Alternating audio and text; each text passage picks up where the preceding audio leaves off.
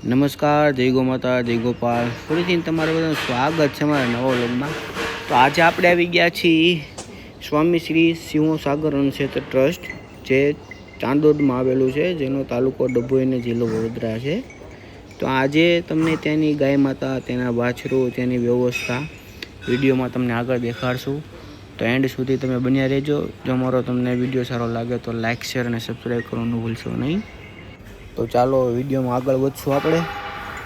તો વિડીયોમાં એન્ડ સુધી બના રહેજો.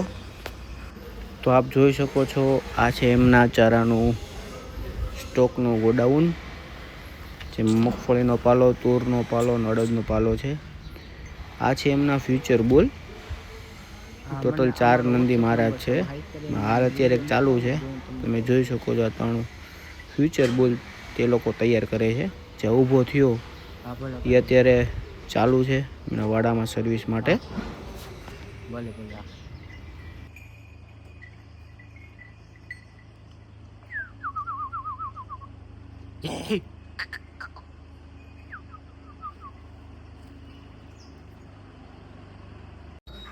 જે ઊભા નંદી મહારાજ થયા હતા એમના તમે રિઝલ્ટ જોઈ શકો છો.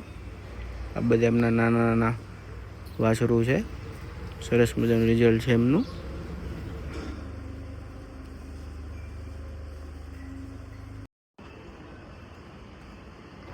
આ ગાય માતાને પેરાલિસિસ થઈ ગયું છે છેલ્લા 4-6 મહિનાથી. જે ગાય માતા બેઠા બેઠા ખાઈ શકે છે. તમે જોઈ શકો છો એમની સિચ્યુએશન. આ વાડો છે એમનો 6 મહિનાથી લઈને 1.5 વર્ષ સુધીના વાછરુંનો એમની વ્યવસ્થા તમે જોઈ શકો છો કે બધા એકસાથે લાઈનમાં ઊભા રહીને ખાય છે. એનામાં ટોટલી લોકો બધું ઘાસ કટિંગ કરીને નાખે છે. તેમાં એક સરખું કટિંગ છે એટલે બધાને ખાવાની મજા આવે. તમે એની ચોખ્ખાઈ જોઈ શકો છો. તમને એક માખી પણ જોવા નહીં મળે.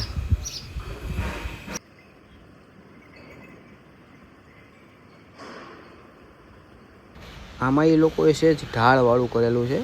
તમે જોઈ શકો છો. હું તમને ઝૂમ કરીને દેખાડીશ. જો વચમાં તમને જાળી જેવું દેખાતું હશે.